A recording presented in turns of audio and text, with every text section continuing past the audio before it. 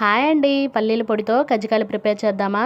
పల్లీల్లా వేయించుకొని పొట్టు తీసుకొని పెట్టుకోవాలండి. నువ్వుల్ని కూడా ఇలా లైట్ గోల్డెన్ బ్రౌన్ కలర్లో ఫ్రై చేసి పెట్టుకున్నాను. ఒక చిన్న చిప్ప కొబ్బరిని తీసుకొని ఇలా సన్నగా ముక్కలుగా కట్ చేసుకొని పెట్టుకోవాలి. ఇప్పుడు మిక్సీ జార్లోకి పల్లీలు, నువ్వులు అలాగే కొబ్బరి ముక్కల్ని కూడా వేసుకొని బరకగా మిక్సీ పట్టుకుందామండి. కన్సిస్టెన్సీ అనేది ఈ విధంగా ఉండాలి. అప్పుడే టేస్ట్ బాగుంటాయండి. పావు కేజీ పల్లీలకి పావు కేజీ బెల్లం అయితే సరిపోతుందండి. బెల్లాన్ని కూడా ఇలా బాగా మెత్తగా మిక్సీ పట్టుకొని ఒకసారి బాగా కలుపుకుందాం మొత్తం. బెల్లం బాగా కలిసిపోయింది. ఇప్పుడు ఒక స్పూన్ పంచదార, 4 ఇలాచీ వేసుకొని మెత్తగా పౌడర్ చేసుకొని పిండిలో బాగా కలుపుకోవాలి.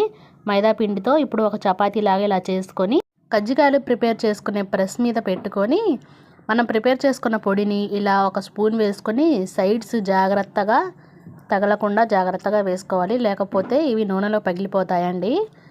ఎక్సెస్ పిండిని ఇలా రిమూవ్ చేసేసుకోవాలి. ఇప్పుడు చూడండి కజ్జికాయ ఎలా షేప్లో వచ్చేసిందో. సైడ్స్లో చాలా జాగ్రత్తగా మనం ప్రెస్ చేసుకోవాలండి. చూడండి ఎంత చక్కగా వచ్చిందో. లేకపోతే ఇవి నూనెలో పగిలిపోయి నూనె అంతా వేస్ట్ అయిపోతుంది. ఇలాగే అన్నీ ప్రిపేర్ చేసుకొని ప్యాన్లో డీప్ ఫ్రైకి సరిపడా ఆయిల్ వేసుకొని ఒక్కొక్కటిగా ఇలా మనం వేసేసుకోవాలి. గోల్డెన్ బ్రౌన్ కలర్లో వచ్చే వరకు ఫ్రై చేసుకోవాలండి.